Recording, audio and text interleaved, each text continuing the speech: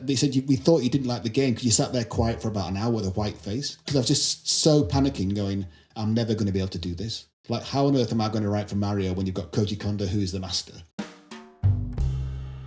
It's been a while since I crossed paths with Grant Kirkhope, the man behind soundtracks for Banjo-Kazooie, Viva Pinata, and Yooka-Laylee, and in that time he has somehow managed to go full circle and write music for a Nintendo game.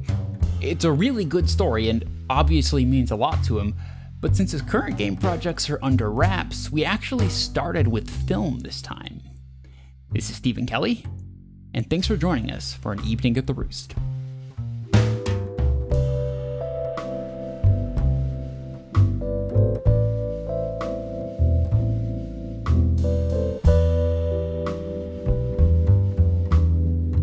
I mean, the things I've done recently that I can talk about is that I did that short animation called The Wrong Rock.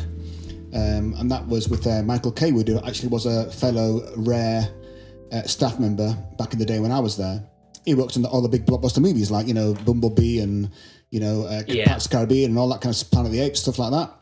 And he's done stuff as well. And he sort of said to me, Grant, I've got this short animation happening. Do you want to score it? And I was like, of course, And it's super high quality. It's like sort of Pixar looking, DreamWorks quality. It's amazing. It's actually a film based on with mushrooms as a little stars, little mushrooms. It's like two rocks, and one of the little mushrooms, and one of the rocks wants to get to the other rock. Doesn't sound particularly exciting, but it's really a really super feel good movie with a massive message. And there's no dialogue at all, so the music has to carry everything. So on that, I had to really make sure that a strong theme, which I like to do anyway.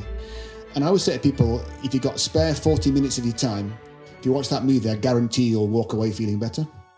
And Mike's such a great director, and he's done such a lot of stuff, and he's just the animation is fantastic. It was a joy to do that one. I would love to see that. I'll totally check that out after we're done talking. Yeah, it's on YouTube. Yes, I say it's like 40 minutes long, but I guarantee you'll put a smile on your face.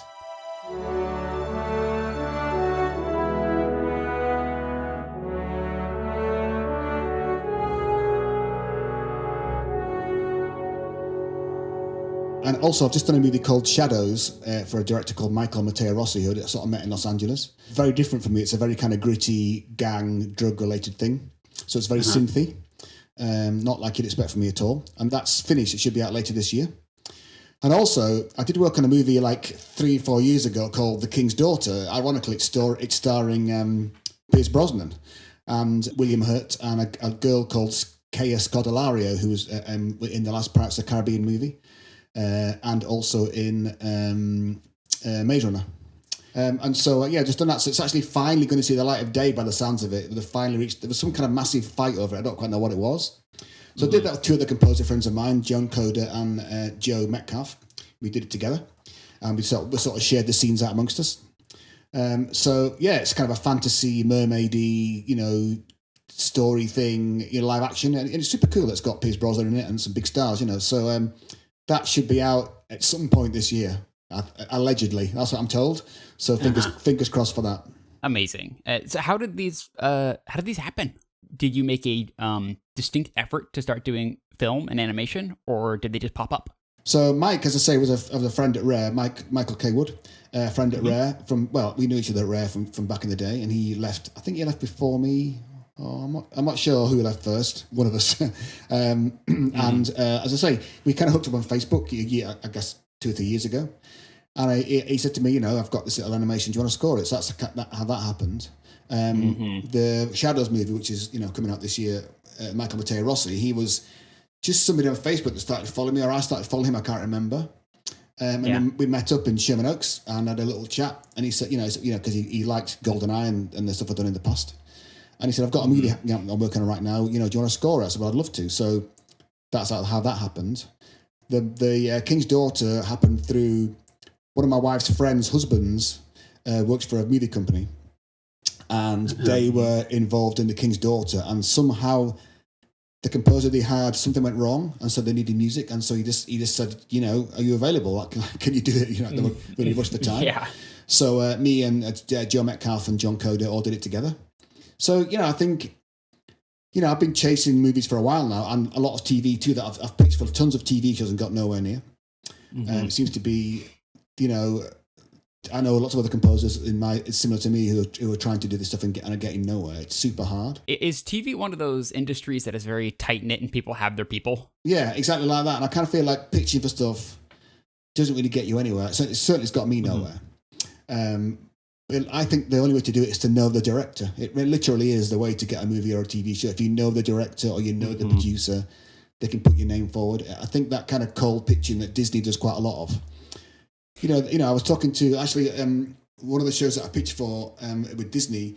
I actually managed to kind of get to know the director guy that was just doing it, and he loved Banjo-Kazooie. And I thought, oh my god, this is my dream opportunity. He loves Banjo-Kazooie. Yeah. But Disney do this thing where they send out a part of the animation to score to, or some ideas to score to, and you send your stuff in. And then they remove all the names from all the files they get and put them on a disc or whatever, put them on a server and say to the show producers, here's the music, pick one that you like. So no one knows who wrote what. Which I guess in some respects is quite good, but in some respects for me that instance it was bad.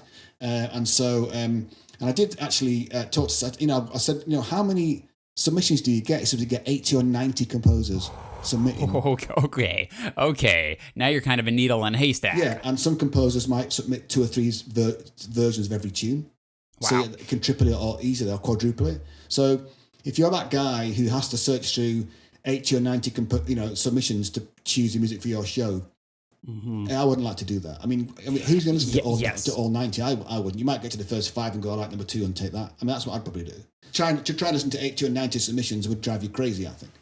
Oh yeah, by number 50 or 70, you're probably not even listening anymore. You're just trying to get through the stack, and only something magical is going to stand out. Yeah, or you've forgotten the one you listened to at the start. It's super hard. So that kind of opened my eyes a little bit. So I kept thinking, I'm just not getting any of these. What's going wrong? Am I just terrible? Am I just a terrible composer? Is it quite possible? Yeah. So I feel differently about that now. Like I'm still doing them, but I'm thinking I'm not expecting to get anything off any of that stuff. I understand that. It's you know what it actually kind of reminded me of is working on an audio project and having an almost unlimited number of VSTs and sound effects and sound libraries to sort through. And even though it seems like a blessing to have so much at your fingertips, what it actually does is overwhelm you. So the process gets broken down into a much more formulaic system than you would want. I feel like that's how I would feel if I had 90 composers submitting for my project. Yeah, I totally get that. Like I feel like when I'm writing orchestral stuff, with my sample libraries, it's kind of a finite palette. You kind of, I use the Spitfire stuff right now, so I know I've got Spitfire winds, brass, wood, and percussion and strings, and I use true strap percussion. So I know what that's the palette, right? There's nothing bigger than that. But now I've got to write synth stuff, and you open an Omnisphere or anything like that, and you've got you try to find a bass sound, you've got 8 million bass sounds to go through before you find one that you like. Yes. So I kind of feel the drawback with the orchestral side of it is you've got to make it out of time so it sounds human. And you spend a lot of time doing that. But when you do synth stuff, it's all quantized, it's perfectly in time, doesn't matter. But you just spend so much time being overwhelmed by the amount of patches you have to search through to find the sound that you like. And I've actually just got that Rolling Cloud thing that you pay $20 a month for, and it's got all the old synths, the Juno 106 and the Jupiter and the JX3P and the all that stuff and the drum machines and so I'm finding myself using that a bit more because it's less about there's presets there, but you can fiddle about with it a bit more. It looks like the synth of the old days that I remember, So I quite like having that. I kind of feel like it's a good thing to have because they're super authentic. They sound super analog, like the original synth did. They spent a lot of time getting the modeling right, and it's like messing around with the synth. They're twiddling knobs and hoping for the best. So I quite like that. Where Omnisphere is great for when you want to get in there and find some a crazy sort of background noise or something like that, like an ambient sort of spooky thing. There's tons and tons of that to kind of search through. So I do find both the two sides, orchestra and the synth, have got their own problems. I remember I was looking through the archives to kind of do a little bit of prep work for this episode, and the last time we had talked, you were just wrapping up Drop Zone.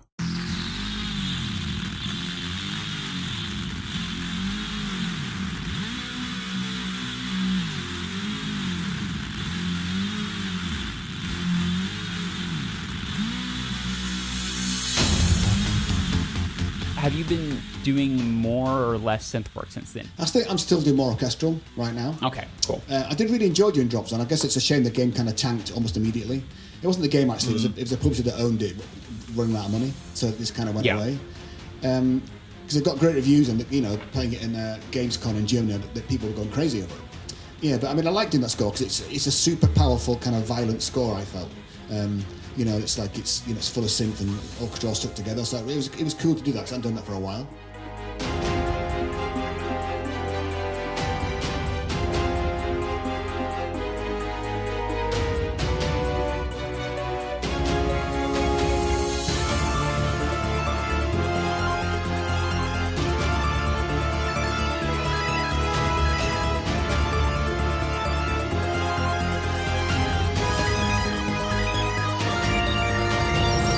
Yes, so I think I still do predominantly do orchestral stuff at the moment.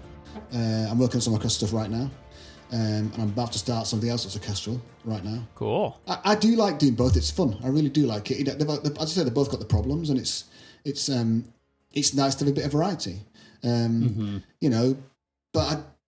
I don't know I don't know. I mean, I guess I do really like orchestral stuff because you might get that chance to go and record it with live orchestra, which is always fantastic. Yeah. There's nothing like that for a composer. That is, for me, that's the ultimate. I always remember. I don't know if you know Neil A. Creep. He's done like Overwatch and a lot of Blizzard games, and he produced a video for an MMO that he worked on where he recorded the whole orchestra playing to his conducting, and just to see someone up with their own music for a game and the whole room, like everyone playing their little part right in front of his eyes, it was thrilling. It was such a cool thing to see. I think the whole human being part of that is a bit that makes it so special because, people just naturally do things like screenplays naturally have little crescendos and diminuendos when they're playing something because the way they feel it as they're playing it right, that you just can't get into the MIDI. Or at least you could do it blanket for the whole section, but you've got every little person in that section doing their own little thing, which gives it that character. And I think that it's hard to get that from the samples to make it sound so human. Yeah. I think you do miss that, and that everyone's a little bit out of time. It's especially in the string section, everyone's intonation is just a little bit different to everybody else's, because you've got like umpteen strings out there, not going to be in the same note exactly. So I do feel like that's such a special thing. Right now I feel like it's irreplaceable. It's like the human voice. I've never had anyone take a live instrument to music that I've written, but I have had many people read scripts for dramas and whatnot that I've written. And when you hear someone's interpretation, as slight as it might be, it suddenly becomes real and human and out of your control to an extent. Yes. And it just makes it makes you more excited to go back because it's almost like an exchange of ideas. It's like having a conversation. Yeah, totally. I think that the human element is still tops for me, definitely. Yeah. Just quick aside, my personal favorite orchestral, live orchestral stuff you've written, still Viva Pinata, although Kingdoms of Amalur was beautiful as well. I feel like Viva Pinata was really special for me at the time. I knew that my time at Rare was going to be coming to an end by the time I'd started Viva Pinata 2. I guess it was that chance for me just to pour my heart and soul into something. Like I really felt like it was different for me, that kind of score, that first one. And, I've got that love of, Vaughan Williams and Elgar and Benjamin Britten, that kind of classic sort of Englishy, William Walton, British countryside thing. And I just felt like I got the chance to really have a go at that, in Viva Pinata. And obviously I'm not saying I got anywhere near as close to those geniuses, but in my own little way, I tried my best to try and make it as good as it could be, and I really felt like, I poured my heart into that one, and every note of it kind of, I like writing music like that kind of pastoral, whatever you want to call it, stuff, and the live orchestra part they played it beautifully, and it was just, I got that BAFTA nomination for that, which was just amazing, so yeah, I kind of feel like I really treasure writing that music, and also Kings of Amalur. That was another sort of landmark for me that was the first time that I thought to myself, I needed to push the boat out for this one, try to make it bigger than I'd made it before. I'd never written music of that scale before, to get a big RPG, that kind of Harry Potter, Lords of the Rings sort of thing, I began to think, I need to step up my game here. I need to be better than I was. And so I feel like, I've told you before that, I listened to the first 3 Harry Potter soundtracks, literally every day for 4 years. I'm not exaggerating. Every day in the car, I listened to the first ones by Williams, the first 3, listen to those in the car, going to work every day for 4 years and the weekends, because I wanted to try and understand what he was doing and try to, in my own little way, get close to it. I know I didn't get that close, but I got as close as I could.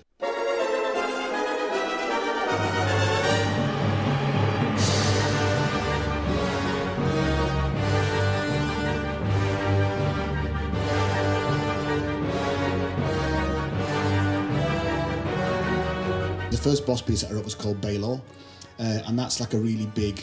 That's when the first time I thought, right, I really need to try and do this now. And if I can't do it, then I'll understand that it's beyond me. And so that was the first time I thought, you know what, maybe I really can write something of this scale and get it to that level that I'm happy with. So I was mega chuffed to do that game, and I really went for it on the boss pieces, thinking I need to make everyone as big as I can be, as interesting as I can. Like, every bar needs to have something in it that isn't just wallpaper. It needs to be, something going on in some section somewhere in the orchestra. Yeah, it's a very active piece. Yeah, definitely. So I feel like that was the landmark for me to go, you know what, maybe I can do this. That's when I started thinking to myself, maybe I could do movies. Maybe I could do something a big, because, like, I felt to myself, maybe I could do Harry Potter if it got offered to me. Obviously, it never will be, but I felt like, maybe I could do it. It may not be great, but I could do it, So that was like a real moment for me during that game.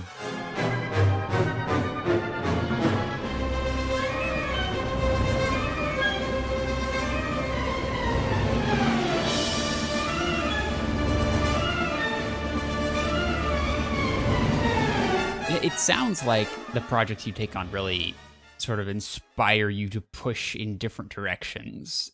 So, do you have time to just work on music as a hobby for just whatever you feel like, or is all your music time for projects now?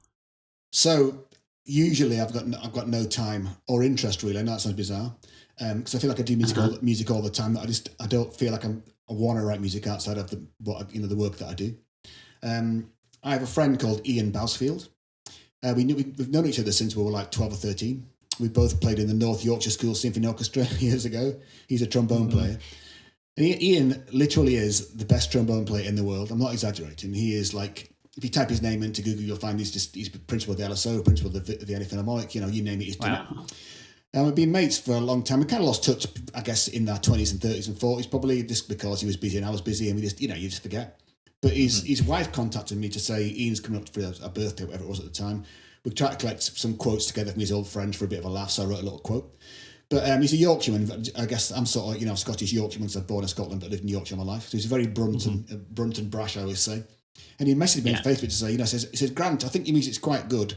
Why don't you write me a piece? And I was a bit like, I've never done a solo piece before, let alone a concert work.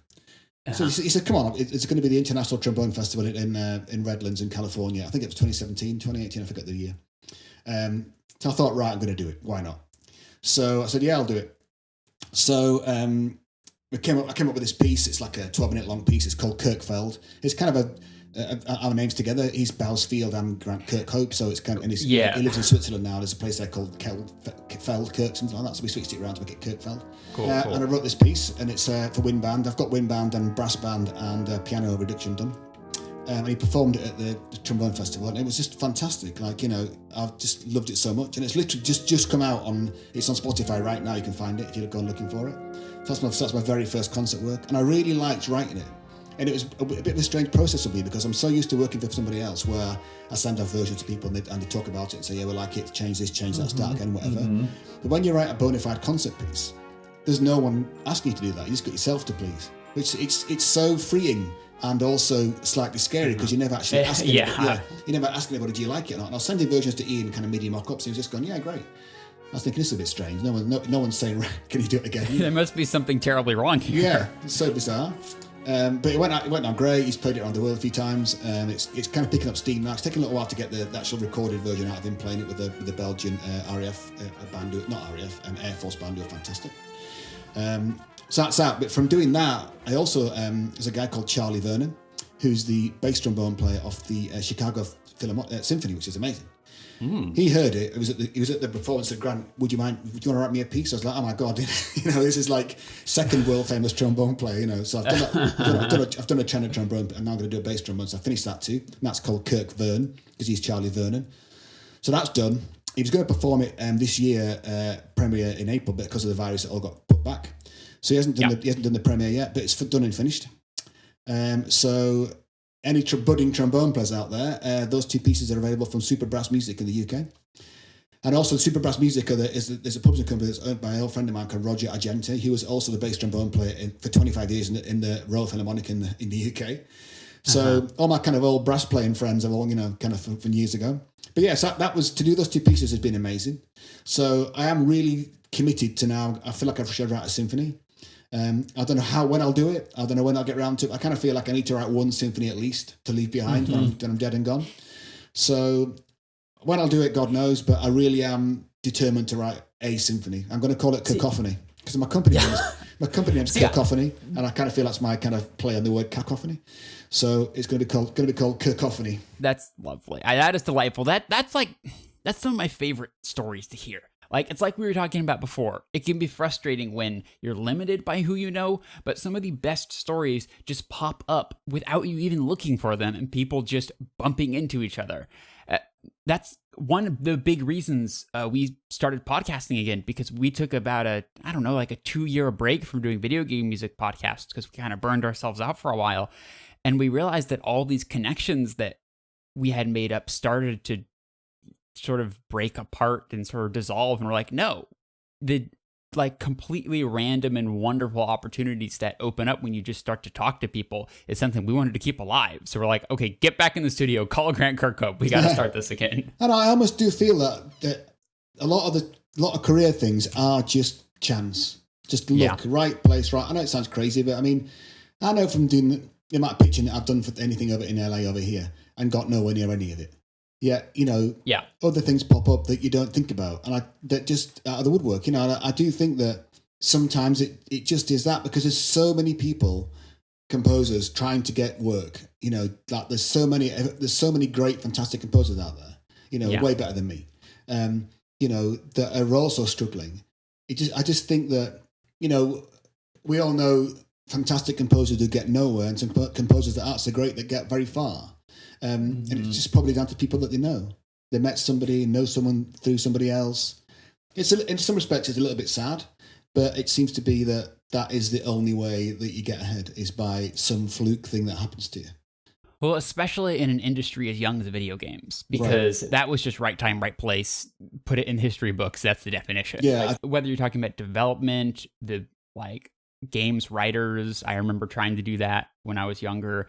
And even music, like so much of it is just, hey, I've got this guy that I know, and he owns a dev kit for this thing, and so now I'm in basically. Yeah, and I do think it's very much like that, and I do feel like it's more about the person that likes you and thinks you're amicable and you get along, and they know there'll be no trouble. I think that counts for an awful lot. I think that a lot of the time people can't be bothered to look any further than that. And just go, look, a guy, he's a good guy. He's a good laugh. We have a good relationship with him. Let's just use him. And I think that and I think that sometimes is why we do end up with some kind of diluted music. Sometimes it isn't fantastic, particularly great. Movies and games and TV, because the guy's done it for a lot of years and everyone knows him. I think that's the way it can turn out. It's a very, very safe and comfortable bet, and you're going to get something quality that people have proven that they like, and that's sometimes all people need when they're starting a new project, especially if it's a risky project. Yeah, definitely. So I guess we're on the same boat at the end of the day. I guess that the point is, when you do get that chance, make sure you're good enough to do it, and you put your all into it, so you really get the next thing. Yep. Then you get those special people who have that unbelievable talent, who are also in the right place at the right time, right? And that's when the magic happens. Yeah, no, totally. I mean, I think they're doing Rabbids with Davide Soliani and the audio director, Ramar Brio. Like, those guys, they're massive music fans, particularly Koji Kondo, that kind of classic Nintendo thing. Their passion about the music pushed me further to do things that I maybe wouldn't do before. or different style of music. So I feel like, and they're really every note of that music has those two guys in it, because they poured over every bar, every note, and said, we like that, we don't like this, to get it the way they wanted it to be. And I do feel like you do meet those people, and it's very lucky. After Rare, I maybe didn't think I'd meet anybody like that again. But those guys at Ubisoft Milan, and Romans at Ubisoft Paris, super musical guys who really care about the music. So this is something that we didn't get to talk about last time because it hadn't been announced yet. But you did the music for the Mario and Rabbids game. Tell me a little more about that. How did you land that gig? I got an email from Gian-Marco Zanna, who's the producer at Ubisoft Milan, through LinkedIn. I mean, I never get anything from LinkedIn. I don't know why people bother with it, really. It's that thing that you kind of think you should do. But so I said, dear Mr. Kirkhope, we have a game here we think that you might be suitable for. Are you interested? And I was like, of course, So I got the NDA signed, took a little bit of time to do that. And then I got the email that was like, it was called Rabbids Kingdom Battle. And I was like, oh, Rabbids game. And I thought the Rabbids are cool characters. My kids watch the cartoons. And I kind of feel like they're minions before Minions happened. Exactly. That's what I've been saying for years. Yeah, no, but they're so are the Minions. And they're such a funny character. So I thought, that'd be cool. Yeah, so we got the initial thing out the way, and they wanted to fly me to Paris to meet with Davide. Came from Milan, and I met with the guys at the Paris studio. I got met when I got there. I got taken through the back of the building, through lots of security doors. I was thinking, this is a bit strange. Usually Rabbids is not a secret, right? Everyone knows about Rabbids. So anyway, through the back of the studio, then to a side room off the back studio.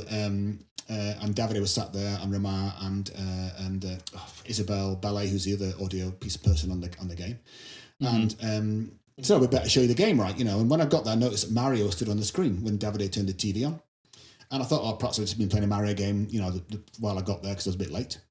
Yeah. And he started to move Mario around, and I said, what's this then? He said, it's a Mario game, as no one told you. And I was like, what? Like, no. Like, that was the first I'd heard of it. So they sort of said to me that we thought you didn't like the game because you sat there quiet for about an hour with a white face. Because I was just so panicking, going, I'm never going to be able to do this. Like, how on earth am I going to write for Mario when you've got Koji Kondo, who is the master, and he's done it for all those years and written all those amazing tunes. And everybody who takes the next Mario throne, the next Mario game, seems to be someone from internal Nintendo, personally groomed by Koji Kondo. Like, that's the kind of rumors you hear. Yeah, totally. I mean, I think I'm the first Western composer to ever compose a Mario. That's incredible. I mean, that's really cool. I'm not sure, but I think so. And I was just thinking, it was kind of half exciting, half dread. You're thinking, I'm never going to do it. Yeah, they're going to find me after the first piece. I'm just not going to get anywhere near it. So that was a massive shock. But I mean, it did turn into a fantastic experience. I mean, Davide's Soliano's a great guy. Roman's a great guy. We still get along to this day. We're still having laughs and jokes over email stuff right now. So that was a really rewarding experience to write for that. And also, I remember prior to the game's launch, there was quite a lot of leakage and there was quite a lot of stuff got out there about the game, and everyone was going, oh my God, what a stupid idea this is. Mario plus the Rabbids, it's going to be a disaster. So it was quite demoralizing for the team to see those things all over the place. Yeah. And we couldn't talk about it, of course. But like the thing about Mario Rabbids is it's not till you play it that you realize it's such a fantastic idea. Like, it's so crazy, and it works out so well. And having the little Rabbids pretending to be like Mario Rabbid as a a Luigi Rabbid and a Princess Peach Rabbid, they try to copy the characters because they look up to them all the time. I still haven't played the game, but I've listened to the whole soundtrack. I've seen plenty of gameplay snippets and all the trailers. The thing that kind of sticks out to me about that is the game is completely absurd. It is an absurd idea, but the developers clearly know that. So they have so much fun with it that it turns out being very knowing and sort of cheerful in that way. Yeah, no, definitely. I think, Davide had 3 months to put a demo together to show to Mr. Miyamoto, which is crazy. Like, he did it in Unity, and he put a little demo together, and he flew to, I think, San Francisco to show Mr. Miyamoto, and Mr. Miyamoto loved it. Like, Davide was, absolutely frightened to death to have to actually meet with him and show him something, because Miyamoto is Davide's hero completely. So just, what a spectacular thing to come up with, to put together. And Nintendo said to Ubisoft, Davide said, you can break Mario like we can't break him, but you can. Don't do things that we do. We don't need any jumping or anything, any platformy stuff. Do something different with him, So he gave him a gun. I mean, giving Mario a gun is ridiculous, right? For, like in a game that all the rest of the characters do. Even Princess Peach has got a gun, right? It's like crazy. Yeah. So that whole, and also I feel like when it finally got that announcement at the E3, and Mr. Miyamoto came on stage, and even though I knew he was there, I still jumped out of my skin when he turned up. That was such an. We both sat there. It was such an amazing experience, that E3, because everyone went, "Oh my god, this looks fantastic." And we it came away from that E3 like sort of shell shocked. After the showing at the Orpheum Theatre, me and Davide went across the street just to get a sandwich, and we both kind of sat there looking at each other like just complete silence, going, "What just happened?" That must have been some sort of shared dream. Absolutely, yeah. We're both sort of in tears of it, and it was so fantastic and amazing. It's also you've probably thought about this 100 times, but it really just occurred to me now that back in the day with Rare, you were making these Mario 64 like games, and you had a really close relationship with Nintendo on the N64. Then you moved away from Rare, and you had no reason to believe you'd ever get anywhere near Nintendo again. Absolutely, and yeah, totally. Suddenly you walk into Ubisoft's office. I know, and it's Mario, for God's sake. I just could not believe it. And then we did the DLC, and that was Donkey Kong. And that was back to Donkey Kong. Yes. Again. I never thought to, and I got to revisit some of the old tunes, And also when I did Princess Peach Castle for Mario Rabbids, Davide said, we'd like to use the castle theme from Mario 64. And I love that theme. And I remember being at Rare when the N64 first came out, we all got N64s free from the company, and that was obviously we all had Mario the 64, the first game. We all thought the game was fantastic, and I remember that theme from that castle theme from that game is so good. And yes.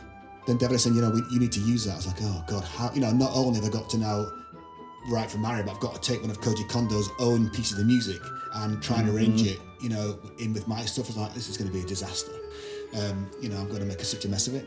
But it turned out great in the end. I mean, it was one of the best pieces of the game. I think that I kind of took bits of that and cut it up and put it bits of mine. So it throughout the piece, so it kind of goes from Kondo to me and Kondo to me.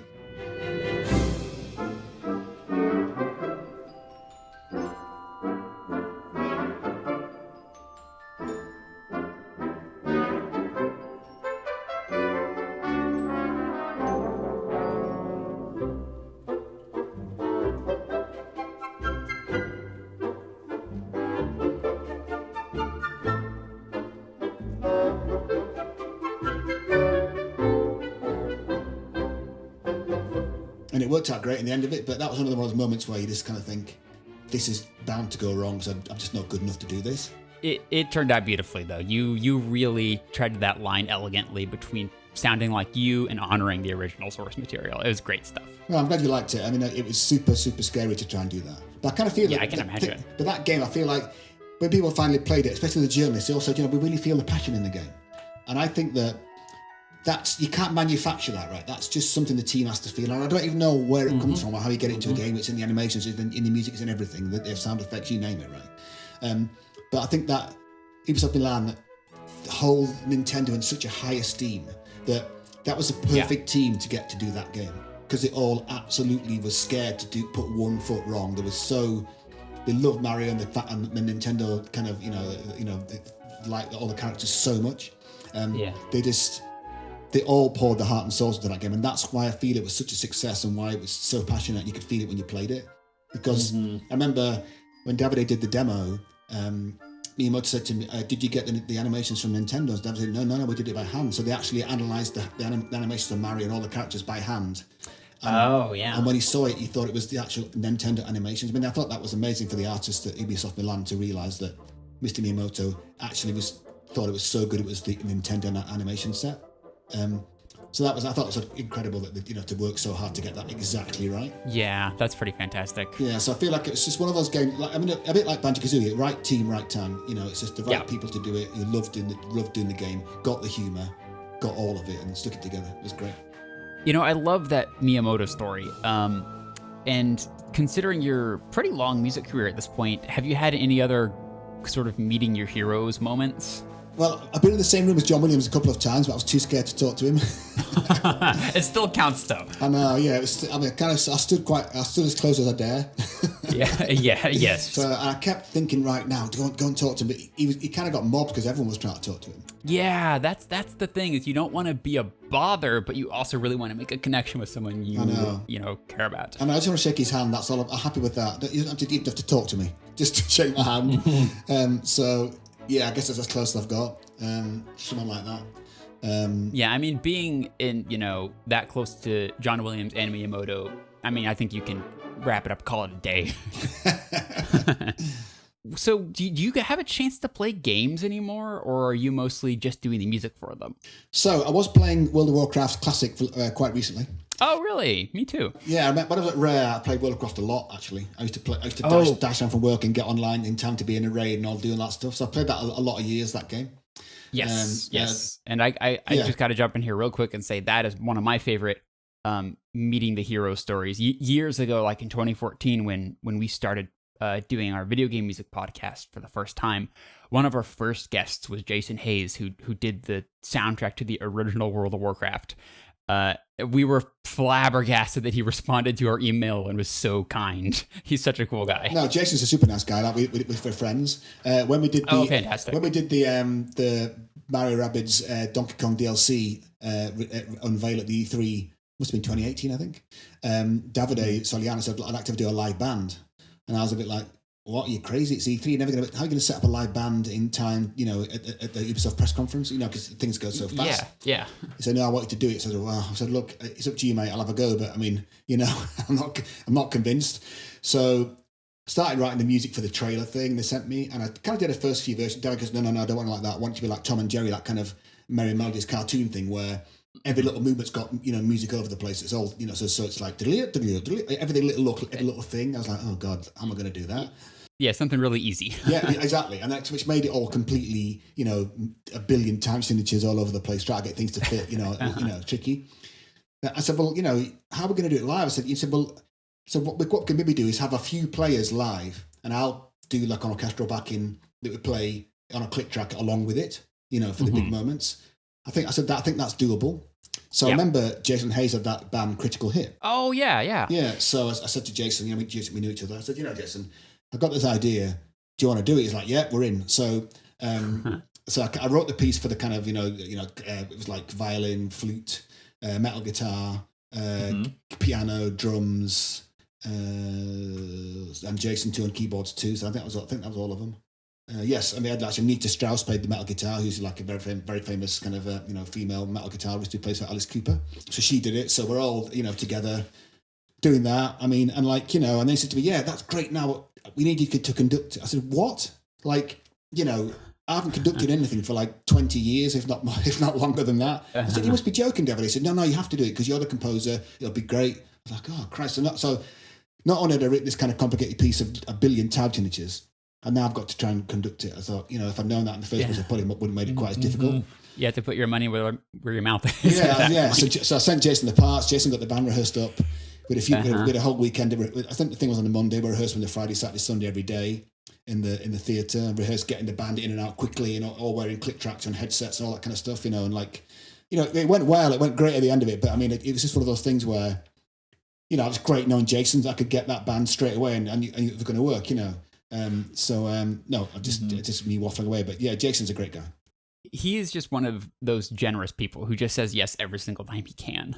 Yeah, no, he's a super nice guy, Jason. And also, I think you forget that all those really memorable Warcraft themes from the very first game are all him. He really wrote that stuff, like brilliant stuff. Also, with a very limited sort of MIDI situation, because back in the day, it's easy to forget, but World of Warcraft was not a fully orchestrated score at all. Yeah. They had some serious limitations back in the day, and he did a beautiful job. Yeah, because when I was playing it originally, my son was like probably 2 or something like that, and now he's like 17, so we played it together. So it was so fun thinking that, I went revisiting it again. We didn't get all the way through it, but we played it for quite a long time. And it was so cool playing with him. It's something that I think, God, how times have changed. He's a mega gamer. He just spends most of his time online. I guess it's my fault. Yeah, we played it together. That was really good to do that. So how does the younger generation feel about WoW Classic? No, he loved it. Yeah, I mean, I think Max. He's called Max. He sort of plays. He goes between Overwatch and League of Legends. Okay. Also, he's just been playing Valorant.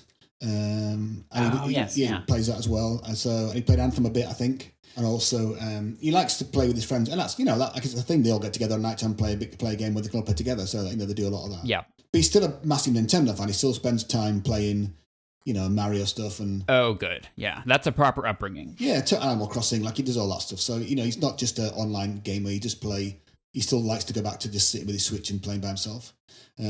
So my daughter too, she plays Animal Crossing and Roblox and stuff like that. So cool. Yeah, they are gamers. Yeah, you definitely have games in the DNA. Have you heard the soundtrack for the new Paper Mario game yet? I have not. Is it good? It's fantastic. Oh. It's just will knock your socks off. I highly recommend you check it out. Yeah, I definitely will. Definitely. It's jazzy. It's unexpected. They even have electric guitar parts for the battles. It's wild. Awesome. No, I'll check it out. Yeah, I feel like Nintendo make their own music. It's so identifiable when it's them. Like no one sounds like that. No matter what you do, no one sounds like them. Whatever it is, where they get the composer, I don't know where it is. They've got that sound that's so recognizable. Like I say, it's slightly poppy, jazzy. They just got that off to a T. That's one of the reasons that I didn't try to do poppy jazzy for Mario Rabbids, because I knew there was no point in me doing it, because I can't write it. It wouldn't be as good as them. I'm wasting my time doing that. It would sound terrible. So they're so good at that. It's brilliant. Yeah, they seem to have this process of passing things down through the generations, this secret wisdom that they dole out, and yet at the same time they're constantly pushing forward. It's very inspiring. Yeah, definitely.